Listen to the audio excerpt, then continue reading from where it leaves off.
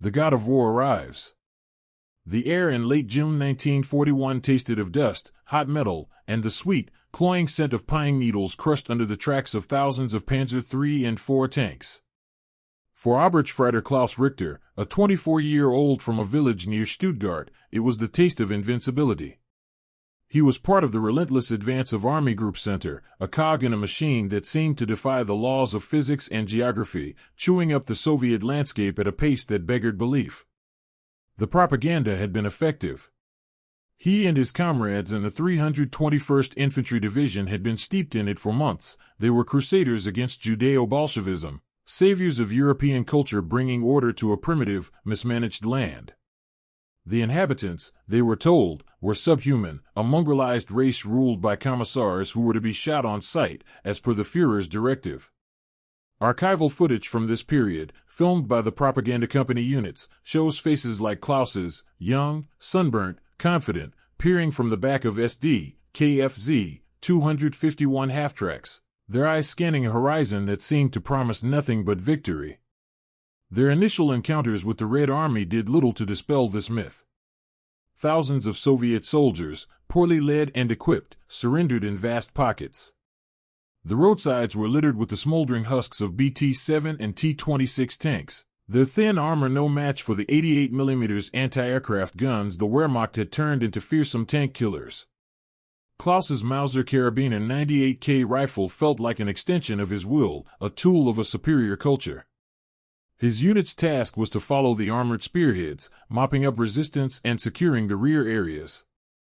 In his diary, a small leather-bound book he kept tucked in his tunic, an entry from July 10, 1941, reads, "The resistance is sporadic.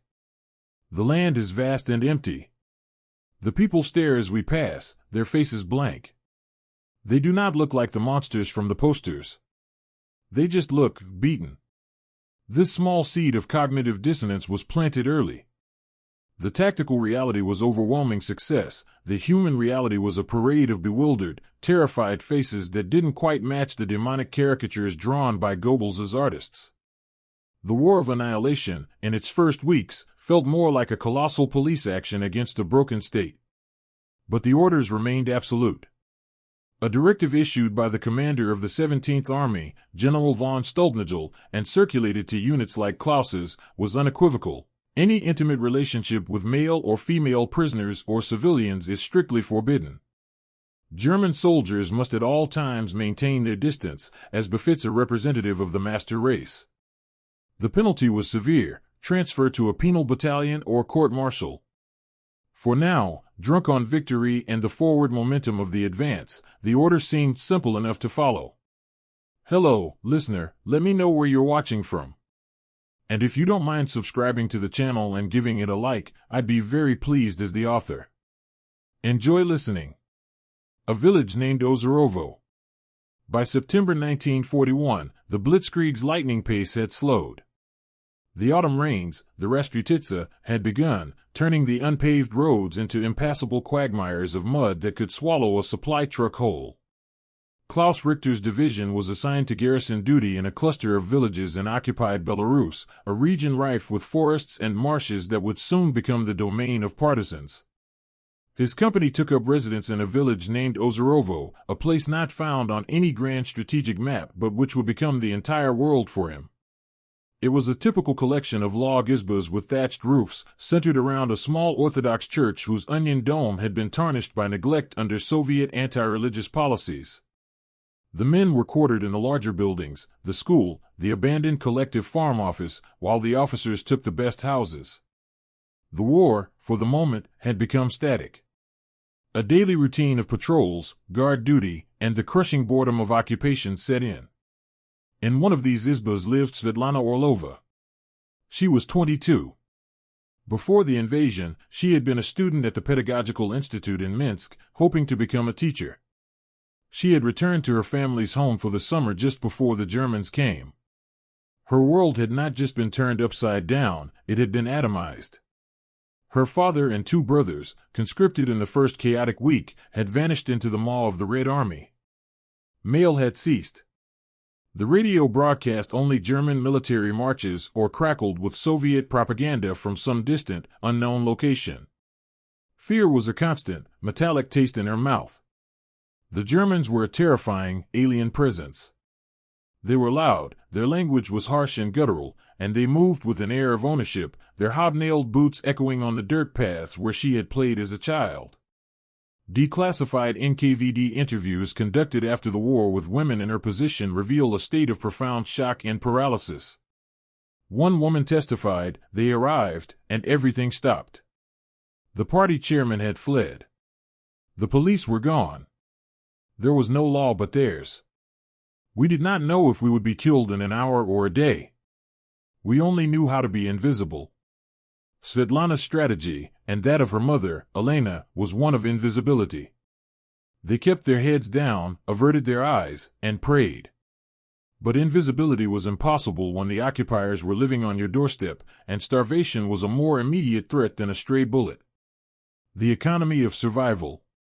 The German military machine was a logistical marvel, but its supply lines across the vastness of Russia were perpetually strained. While the frontline combat troops received priority, rear echelon and garrison units were often encouraged to live off the land. This official policy was a sanitized euphemism for systematic requisitioning, which often devolved into outright plunder. For the civilians of Ozerovo, this meant the occupiers took what they wanted: chickens, potatoes, grain, livestock. The carefully preserved stores meant to last the winter dwindled with alarming speed. An economic chasm opened between the occupiers and the occupied. A German Lancer, even a low-ranking one like Klaus, had access to a wealth unimaginable to the villagers: tinned meat, dense Kommissbrot, army bread, coffee, chocolate, and cigarettes. These were not just foodstuffs, they were currency, instruments of power. The first interactions between Svetlana and the Germans were born of this brutal economic reality. Her younger sister, Anya, had developed a hacking cough that grew worse in the damp, cold house. Her mother, Elena, her face a mask of grim determination, understood the new calculus of survival. She knew the German soldiers, despite their arrogance, were also bored and missed the small comforts of home. She instructed Svetlana, whose hands were nimble, to offer to mend uniforms for the soldiers in the nearby billet. The initial encounter was terrifying for Svetlana. She approached a group of soldiers cleaning their rifles, holding up a needle and thread. They laughed, but one, a corporal with a fleshy face, understood. He tossed her a torn tunic, its fabric stiff with dirt and sweat. When she returned it the next day, the seam neatly stitched, he grunted and gave her a half-eaten loaf of bread. This was the first transaction. A declassified German Ninth Army report from this period notes with cold pragmatism the utilization of local civilian labor, particularly female labor for laundry and sewing, has proven efficient in maintaining troop readiness and morale. The report fails to mention the human cost. For Svetlana, each trip to the German quarters was a tightrope walk over an abyss of shame and fear. The soldiers' eyes lingered on her. Their comments, which she did not understand but whose tone she felt in her bones, made her skin crawl. Yet, the bread she brought home was real. It silenced the gnawing hunger in her sister's belly. She was trading her dignity, a piece at a time, for her family's existence. In one of these izbas lived Svetlana Orlova. She was 22. Before the invasion, she had been a student at the Pedagogical Institute in Minsk, hoping to become a teacher. She had returned to her family's home for the summer just before the Germans came. Her world had not just been turned upside down, it had been atomized. Her father and two brothers, conscripted in the first chaotic week, had vanished into the maw of the Red Army. Mail had ceased. The radio broadcast only German military marches or crackled with Soviet propaganda from some distant, unknown location. Fear was a constant, metallic taste in her mouth. The Germans were a terrifying, alien presence. They were loud, their language was harsh and guttural, and they moved with an air of ownership, their hobnailed boots echoing on the dirt paths where she had played as a child. Declassified NKVD interviews conducted after the war with women in her position reveal a state of profound shock and paralysis. One woman testified, "They arrived, and everything stopped. The party chairman had fled. The police were gone. There was no law but theirs. We did not know if we would be killed in an hour or a day. We only knew how to be invisible. Svetlana's strategy, and that of her mother, Elena, was one of invisibility. They kept their heads down, averted their eyes, and prayed. But invisibility was impossible when the occupiers were living on your doorstep, and starvation was a more immediate threat than a stray bullet. The economy of survival. The German military machine was a logistical marvel, but its supply lines across the vastness of Russia were perpetually strained. While the frontline combat troops received priority, rear echelon and garrison units were often encouraged to live off the land. This official policy was a sanitized euphemism for systematic requisitioning, which often devolved into outright plunder. For the civilians of Ozorovo, this meant the occupiers took what they wanted: chickens, potatoes, grain, livestock. The carefully preserved stores meant to last the winter dwindled with alarming speed. An economic chasm opened between the occupiers and the occupied. A German Landser, even a low-ranking one like Klaus, had access to a wealth unimaginable to the villagers: tinned meat, dense Kommissbrot, army bread, coffee, chocolate, and cigarettes. These were not just foodstuffs, they were currency, instruments of power. The first interactions between Svetlana and the Germans were born of this brutal economic reality. Her younger sister, Anya, had developed a hacking cough that grew worse in the damp, cold house. Her mother, Elena, her face a mask of grim determination, understood the new calculus of survival. She knew the German soldiers, despite their arrogance, were also bored and missed the small comforts of home. She instructed Svetlana, whose hands were nimble, to offer to mend uniforms for the soldiers in the nearby billet. The initial encounter was terrifying for Svetlana. She approached a group of soldiers cleaning their rifles, holding up a needle and thread. They laughed, but one, a corporal with a fleshy face, understood. He tossed her a torn tunic, its fabric stiff with dirt and sweat. When she returned it the next day, the seam neatly stitched, he grunted and gave her a half-eaten loaf of bread. This was the first transaction. A declassified German Ninth Army report from this period notes with cold pragmatism the utilization of local civilian labor, particularly female labor for laundry and sewing, has proven efficient in maintaining troop readiness and morale. The report fails to mention the human cost. For Svetlana, each trip to the German quarters was a tightrope walk over an abyss of shame and fear. The soldiers' eyes lingered on her. Their comments, which she did not understand but whose tone she felt in her bones, made her skin crawl. Yet, the bread she brought home was real. It silenced the gnawing hunger in her sister's belly. She was trading her dignity, a piece at a time, for her family's existence. The sound of a human voice. Klaus Richter was not the corporal with the fleshy face. He watched these transactions from a distance, a knot of discomfort tightening in his stomach. The coarse behavior of his comrades, their casual cruelty and entitled swagger, began to grate on him. It didn't align with the crusading knight image he had been sold. He was lonely. The letters from his mother in Stuttgart spoke of rationing and air raid drills, a world away from the grim reality of Ozorovo. His own letters home, which were subject to censorship by his Feldwebel, sergeant, were sterile and guarded, filled with assurances that he was well and that victory was certain. The chasm between his written words and his internal state grew wider each day. He saw Svetlana on her near-daily trips, her head bowed, her movements swift and fearful. He noted she never looked him in the eye. She was just another shadow in a landscape of shadows. One afternoon, he was on guard duty near the village well when she approached, carrying 2 heavy wooden buckets.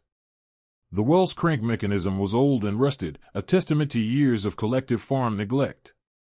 As she struggled to haul the bucket up, the rope slipped from her cold hands and the crank handle spun backward violently, striking her arm. She cried out, a sharp intake of breath, and dropped to her knees, cradling her wrist. The other villagers, seeing a German soldier nearby, scurried away, unwilling to be involved. Protocol demanded Klaus ignore it. She was a civilian. An Untermensch. Her welfare was not his concern. But he hesitated. The sound she had made was not the cry of a subhuman entity, it was the universal sound of pain. He looked around. No officers were in sight. He walked over, his rifle slung over his shoulder. "Lassen Michigan," he said, his voice sounding rougher than he intended. He gestured to the crank. She flinched, scrambling back, her eyes wide with terror. He stopped, held up his hands in a gesture of peace, and pointed again at the well, then at his own chest. "Ich, helfen," he said, mangling the German for "I help." He slowly took the handle and, with his youthful strength, easily drew up the bucket of water.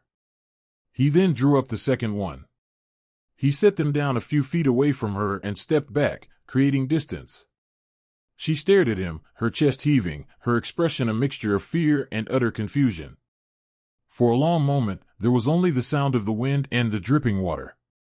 Then, she gave a tiny, almost imperceptible nod, grabbed the buckets, and hurried away without looking back. Klaus stood there, his heart pounding. He had broken the first, unspoken rule. He had treated her like a person. A conversation in the shadows. That small act at the well cracked the frozen surface of their prescribed roles. It did not, however, wash away the fear. For Svetlana, Klaus's action was a source of intense anxiety. Was it a trick? A prelude to something worse? Her mother warned her to be more careful, that any attention from a German was dangerous. Yet, a seed of curiosity had been planted. He had not demanded payment. He had not leered at her. His eyes, she recalled, had been clear and gray, and for a moment, they had looked not with contempt, but with something like concern. A few days later, their paths crossed again.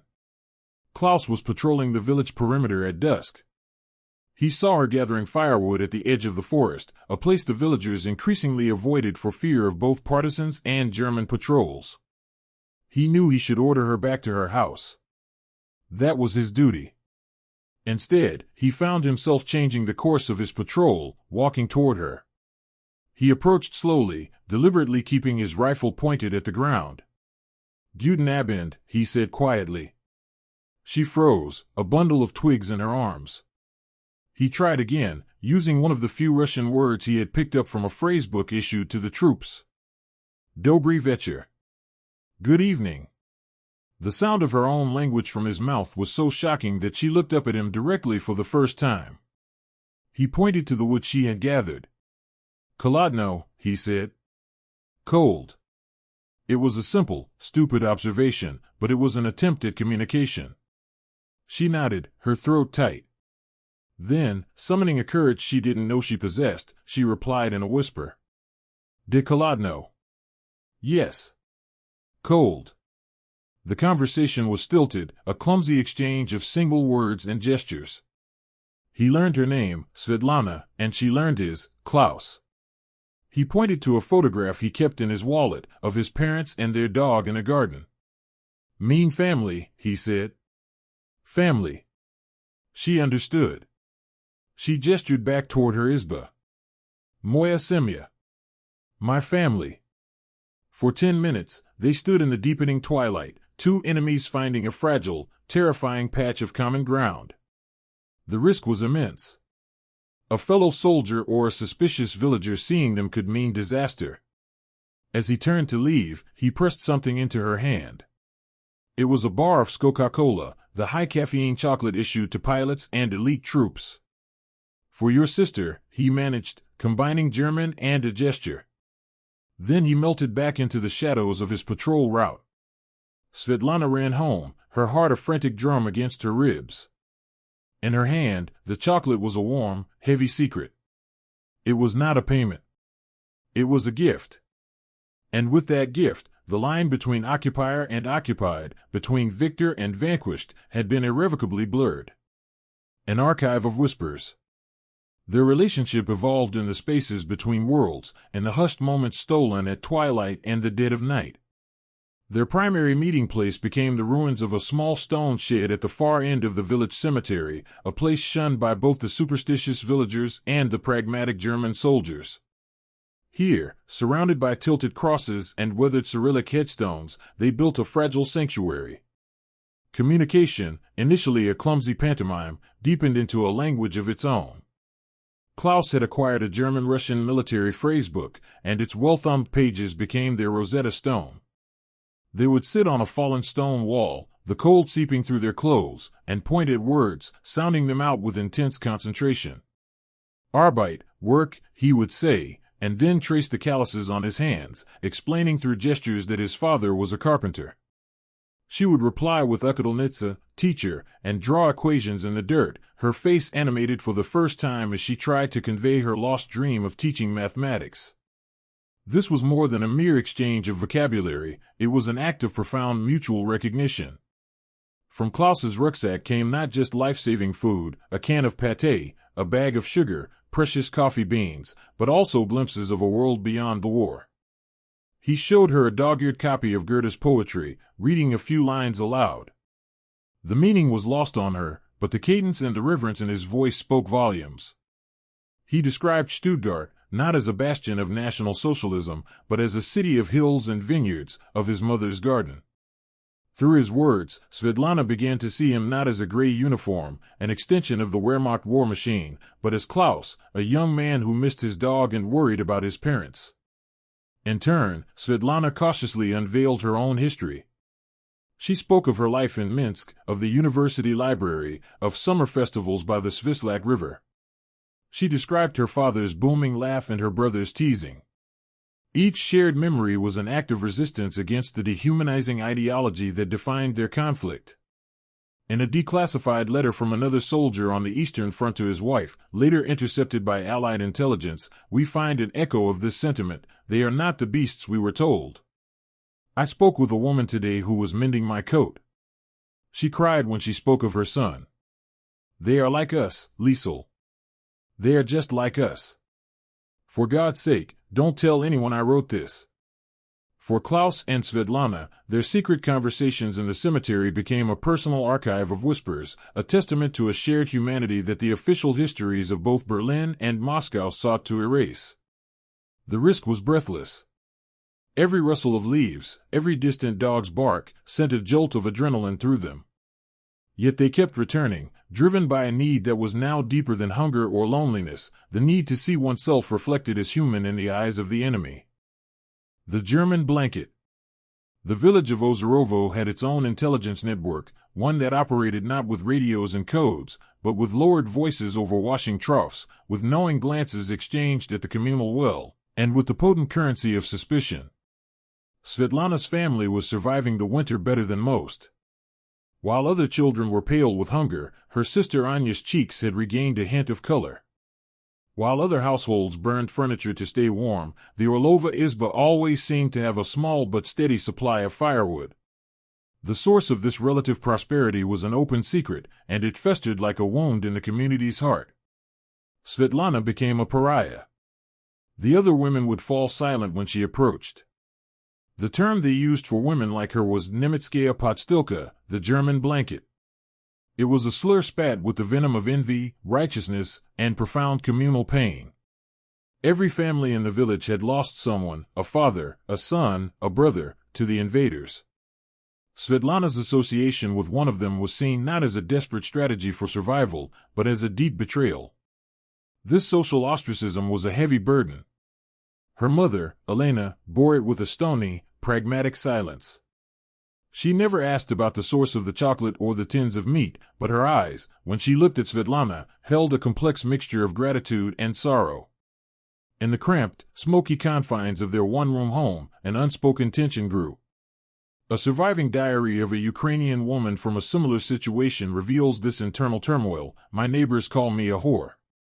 They do not know what it is to hear your child cry from hunger day after day. They pray for the Red Army to return and liberate them. I pray too, but I also pray they do not discover what I have done to keep my children alive. Who is the greater traitor? Me, or the God who allows this suffering?" Svetlana felt this conflict acutely. Was she a collaborator? Her heart recoiled at the word. She took nothing for the partisans to fear, she passed no information. Her relationship with Klaus felt intensely personal, a thing apart from the war. Yet, she could not deny that her family's survival was being purchased with kindness from the enemy. The accusing stares of her neighbors were a constant reminder that her secret was not just her own.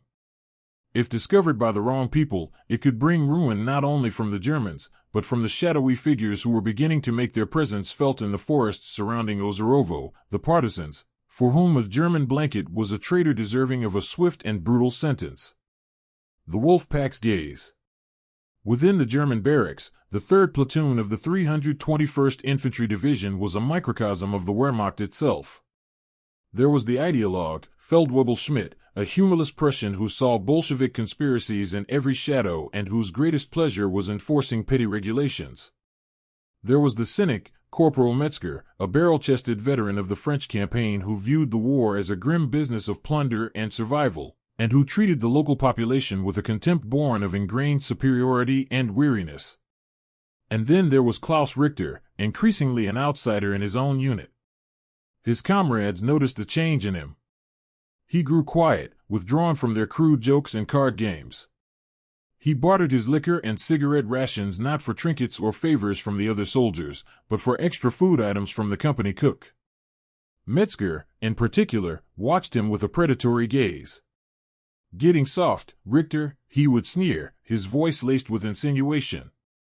"Or have you found yourself a little Russian mouse to keep you warm?" The danger for Klaus was twofold. The official prohibition against fraternization was clear, and a man like Feldwebel Schmidt would not hesitate to make an example of him. A court-martial for Rassenschande was a serious threat, promising a transfer to a Strafbataillon, penal battalion, on the front lines, a virtual death sentence.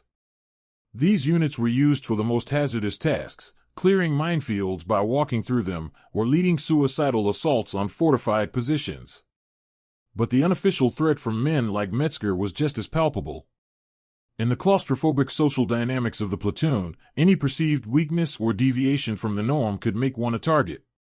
Klaus's quiet morality was a silent judgment on their own behavior, and they resented him for it. His attempts to be discreet were clumsy.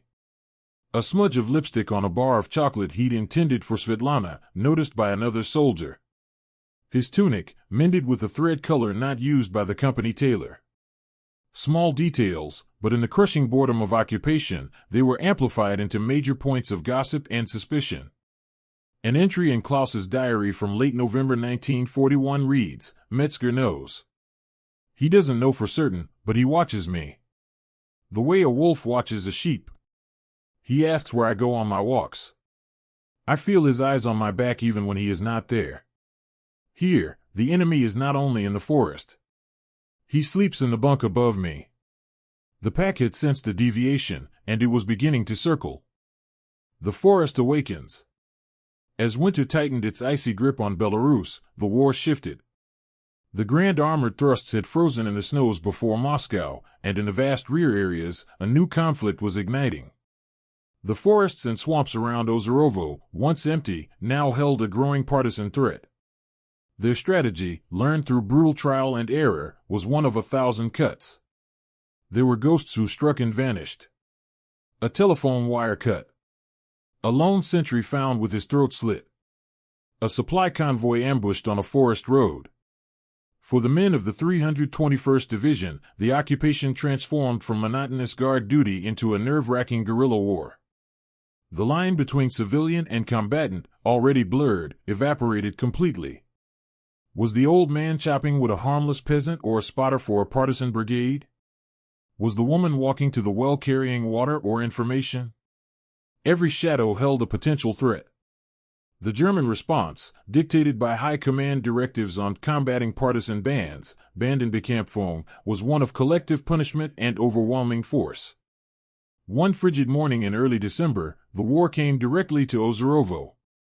A small German supply truck, carrying ammunition and mail, was hit by a teller mine on the road just a kilometer outside the village. The explosion, a deafening crump that echoed across the frozen fields, killed the 2 men inside instantly. Panic and fury ripped through the German garrison. Feldwebel Schmidt organized an immediate response. Patrols stormed out, surrounding the village. All civilians were ordered out of their homes and herded into the central square in front of the church. The men were separated from the women and children.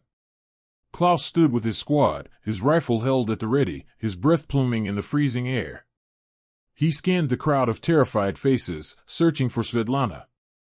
He saw her, huddled with her mother and sister, her face pale as the snow underfoot. Their eyes met for a fraction of a second across the square, a silent exchange of pure terror.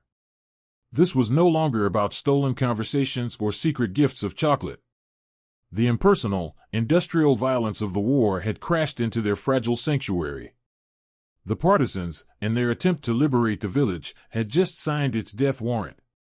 For Svetlana, the moment was one of horrific clarity. She was trapped between the hammer of the German occupiers and the anvil of the partisan liberators, both of whom would kill her for the secret she held in her heart. The reprisal. The logic of German anti-partisan warfare was brutal and uncompromising. Terror was to be answered with greater terror.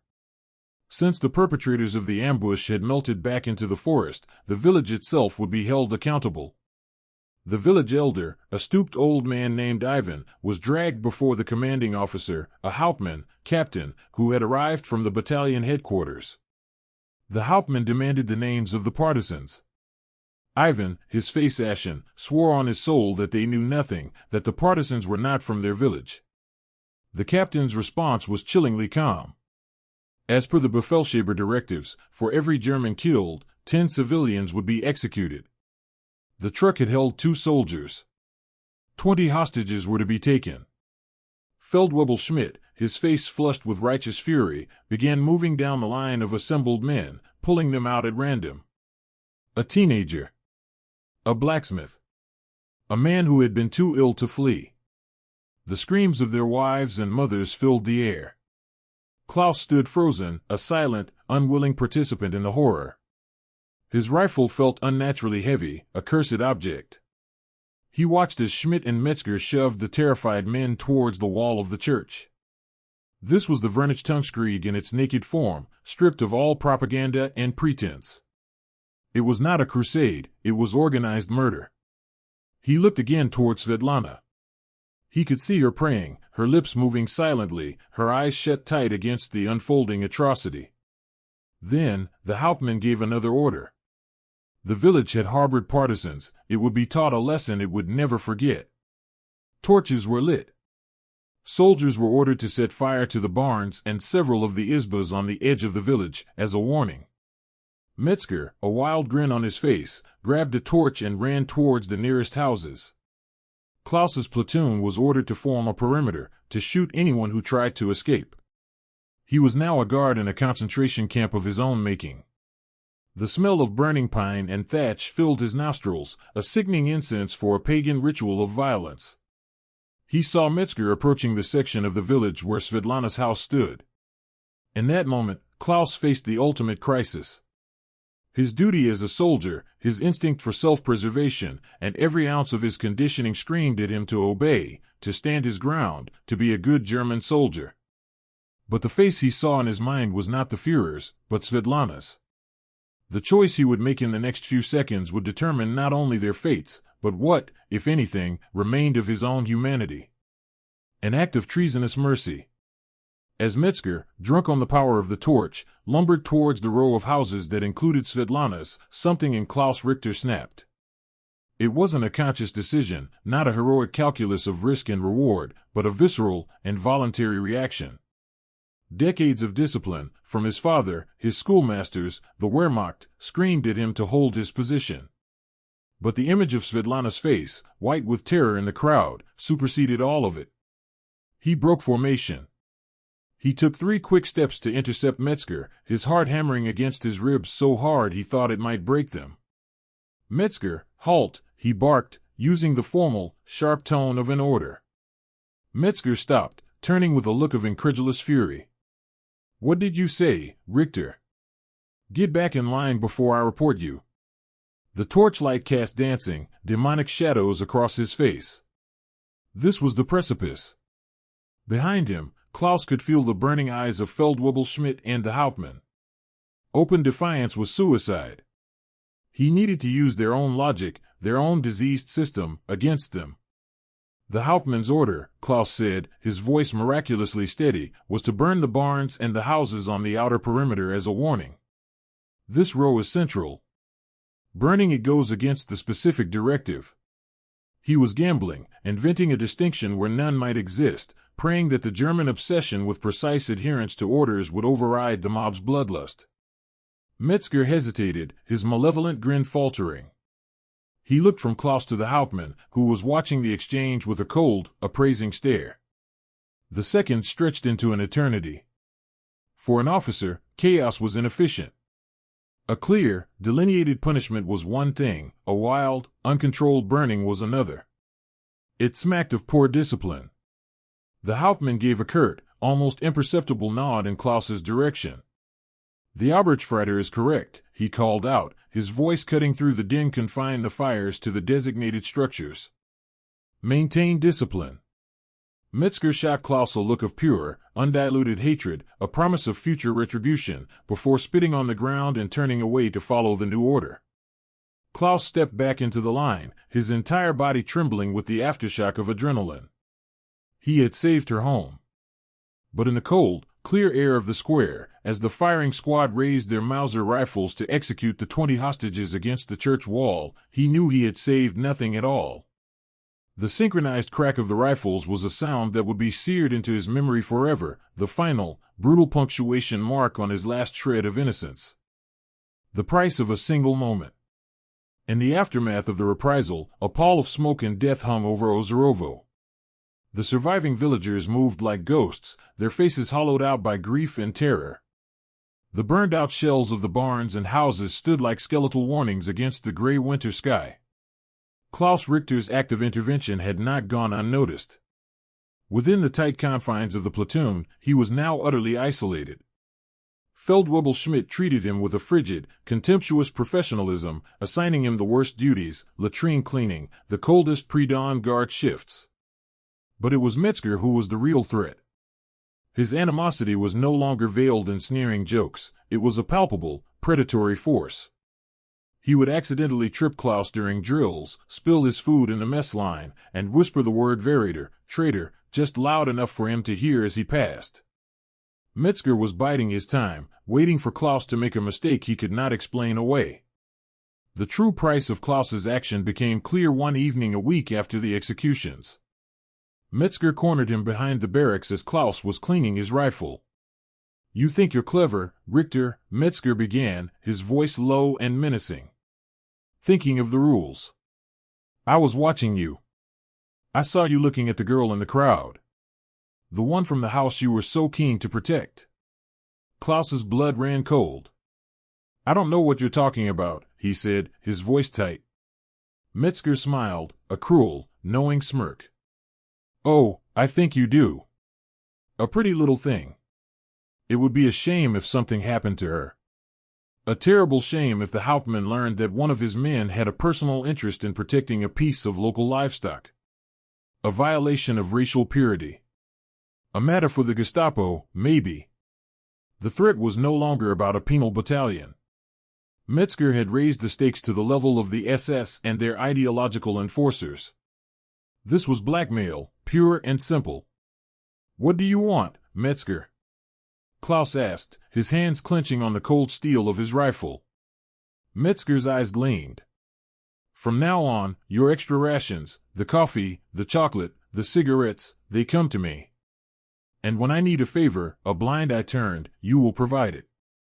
You are my insurance policy now, Richter. And if you ever step out of line again, I will burn that house down myself." Klaus was trapped. His one act of mercy had forged a chain around his neck, and Metzger held the other end. A debt written in blood.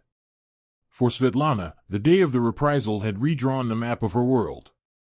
From the horror of the square, she had witnessed two irreconcilable events. She saw the machine of German occupation murder 20 of her neighbors in cold blood. And she saw one German soldier, Klaus, risk his own life to save her home. The cognitive dissonance was staggering. How could one man contain such humanity while belonging to a group that perpetrated such inhumanity? Her fear of him was gone, replaced by a terrifying, profound sense of connection and a new, agonizing fear for him. She understood instinctively the danger he had put himself in. The accusatory stares of the villagers now seemed trivial compared to the mortal peril they both faced. Her mother, Elena, also understood. After the soldiers had gone and they had huddled back inside their miraculously untouched izba, Elena looked at her daughter, her eyes filled with a terrible new wisdom. "The food he brings," she said, her voice barely a whisper. "It is not a gift. It is a debt. And they will make us pay." Their next meeting in the cemetery ruins was fraught with a desperate, new intensity. The pretense of language lessons and cultural exchange was gone. Svetlana threw her arms around him, a raw, impulsive gesture that spoke more than any words. She touched the side of his face, her fingers tracing his cheekbone as if to confirm he was real, unharmed. "You videla," she whispered. "I saw." Klaus pulled her into the shadow of the crumbling wall, his body tense. He explained, in their broken mix of German and Russian, what had happened with Metzger. He told her about the blackmail, the constant surveillance, the new and specific danger. The word he used for Metzger was Volk, wolf. She understood. As he spoke, she felt the last vestiges of her girlhood fall away. Her survival, and her family's, was now inextricably bound to his. She was no longer a passive recipient of his kindness, she was his co-conspirator. Her fear was not just for her own life, but for his. From a post-war psychological study of women who had relationships with occupying soldiers, one testimony stands out. "The moment I realized I was more afraid for him than for myself was the moment I knew it was not about survival anymore. It was love. And that was the most dangerous realization of all." Svetlana had reached that point. Their secret was no longer a fragile sanctuary, it was a shared death sentence. The justice of the forest. While Klaus contended with the enemy within his own ranks, the enemy in the forest grew stronger and more organized. The December reprisal in Ozorovo, far from cowing the populace, had served as a brutal and effective recruitment tool for the partisans. The local brigade, commanded by a shadowy figure known only as the Forester, a former Red Army officer named Anton Stepanov whose family had been killed in the initial invasion, began to operate with greater audacity. Their intelligence network relied on the eyes and ears of the villagers, who were now far more willing to cooperate.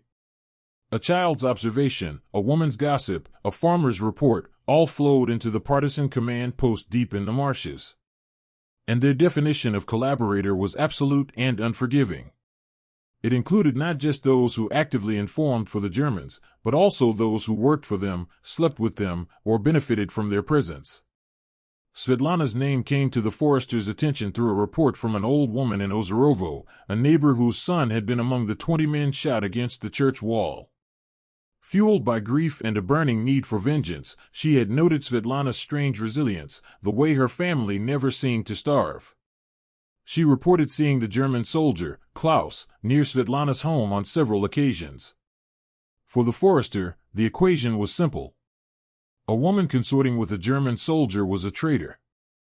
At best, she was a moral degenerate, at worst, she was an informant, her pillow talk providing the enemy with vital information. He dispatched a warning. One morning, Svetlana found it pinned to her door with a knife, a crudely drawn picture of a crow, a symbol of a tattletale, with a rope around its neck. Underneath was one word, smrtda. Death. The message was clear. The justice of the forest had passed its sentence. Now she was being hunted from both sides.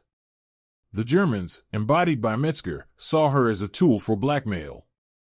The partisans, her own countrymen, saw her as a traitor to be eliminated. Her relationship with Klaus, once a source of life, had become a beacon attracting two different kinds of predators.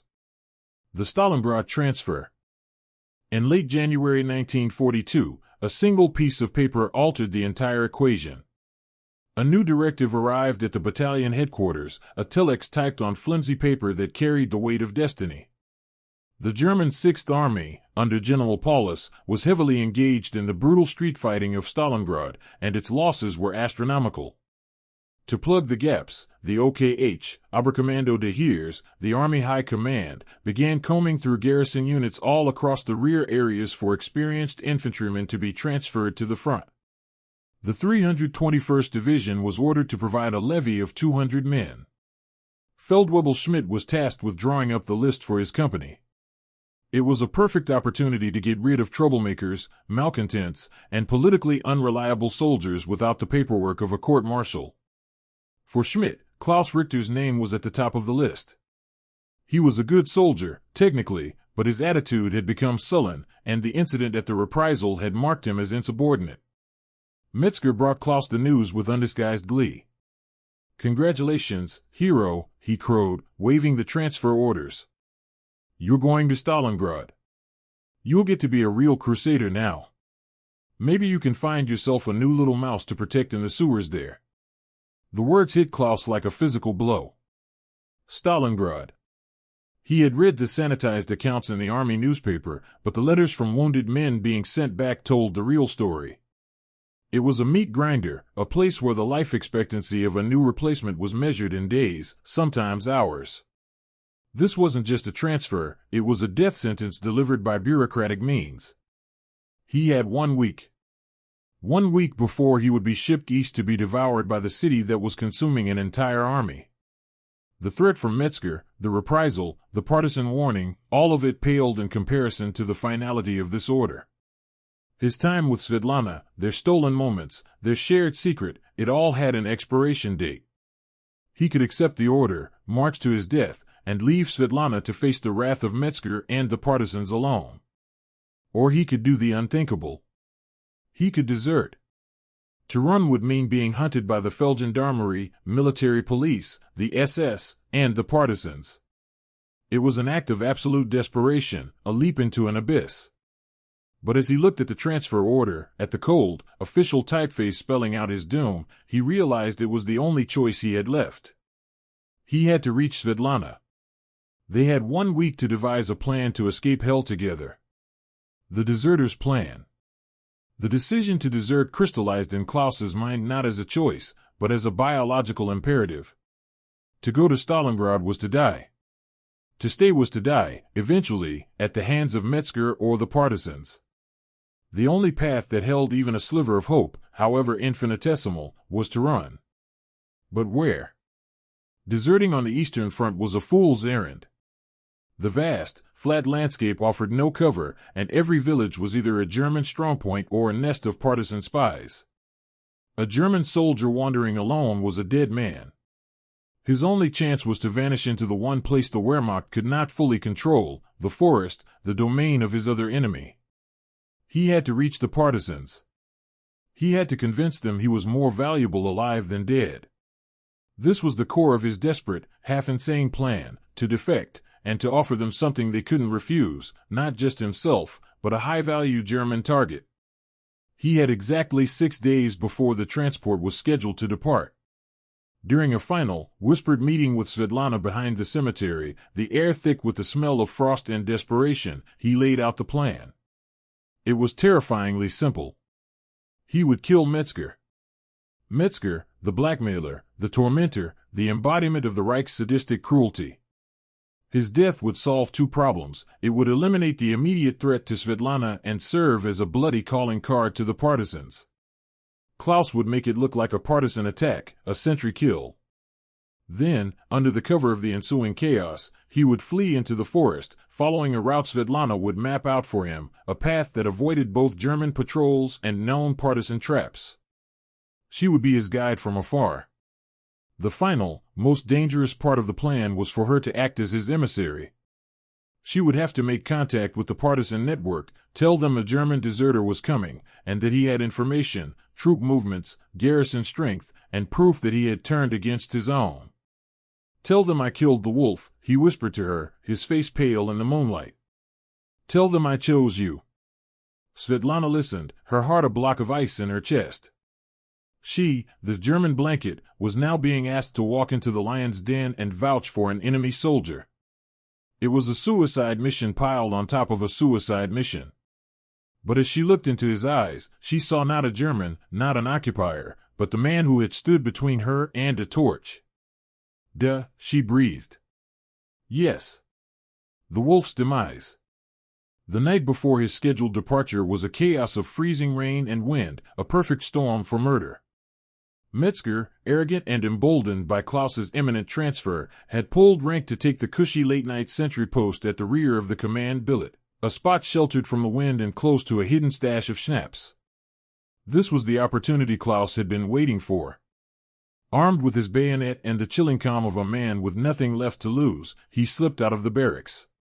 Every shadow was a potential witness, every gust of wind sounded like an alarm. He moved with the predatory silence he had learned on countless patrols, circling around to the rear of the billet. He found Metzger exactly where he expected, huddled against the wall, taking a swig from his flask. Metzger saw him approach and a drunken, mocking smile spread across his face. "Come to say goodbye, Richter? Don't worry, I'll take good care of your little mouse when you're gone." Those were his last words. Klaus didn't hesitate. There was no rage, no fury, just a cold, surgical precision. He lunged forward, clapping a hand over Metzger's mouth to stifle his cry while simultaneously driving the bayonet deep into his side, under the ribs, twisting it upward as he had been taught. The archival records of the Feldgendarmerie are filled with reports of such killings, clinical and brutal. But this was different. This was not an act of war, it was an act of personal justice. Metzger's body went limp, the surprise in his eyes turning to a glassy emptiness. Klaus lowered him gently to the ground, arranging the body to mimic a partisan attack. He took Metzger's rifle and propped it against the wall, then vanished back into the storm. He didn't go to the barracks. He went straight to the edge of the village, to the tree lane Svetlana had described. He paused for a single, agonizing moment, looking back at the dim lights of Ozerovo, at the izba that held the only good thing he had found in this entire godforsaken war. Then, he turned and plunged into the darkness of the forest, a deserter, a murderer, and a man running for his life. The discovery of Metzger's body at dawn sent the garrison into a predictable frenzy of alerts and patrols, but their quarry was already gone, swallowed by the endless woods of Belarus. In the partisan camp, Svetlana's part of the plan was even more terrifying than Klaus's. The morning after his disappearance, she walked out of the village, carrying a small bundle of food as a pretense. She followed a stream into the woods to a prearranged dead-drop location, a hollow log known to be checked by partisan sympathizers. There, she left a note. It was a masterpiece of coded desperation, using phrases she and Klaus had devised. "The teacher is looking for new students. He has left his old school. The wolf will no longer hunt in your woods. He was put down last night. The teacher knows the layout of the schoolhouse and wishes to share it. He awaits your reply at the Broken Oak." She then retreated home, her body racked with a fear so profound it was physically painful. For 2 days, she lived in a state of suspended animation, waiting for either a German patrol to arrest her or a partisan assassin to appear at her door. On the third night, they came. 2 figures, materializing from the darkness like vengeful spirits, their faces hard and grim, armed with captured PPSH-41 submachine guns. They were not there to kill her. They took her, blindfolded, on a long, circuitous journey deep into the swamps. The partisan camp was a hidden city of dugouts and camouflaged tents. There, she was brought before the forester, Anton Stepanov. He was a gaunt man with eyes that seemed to hold all the sorrow and rage of the war. He listened to her story without expression. He had found Metzger's body. He knew a German soldier had deserted. But trusting them was another matter entirely. "Why should I believe you?" he asked, his voice rough. "Why should I not shoot you both as spies?" Svetlana, her voice trembling but firm, met his gaze. "Because he is no longer a German soldier. You made him choose. You, with your war, and his leaders, with their war. He chose a side. He chose me." Her words hung in the smoky air of the command dugout. It was Stepanov's turn to make a choice. He could execute them both according to the brutal logic of war, or he could take a gamble on the slim chance that a man's love for a woman could be a more powerful force than his allegiance to his country. After a long silence, he gave a single, curt nod. "Bring him in." A different uniform.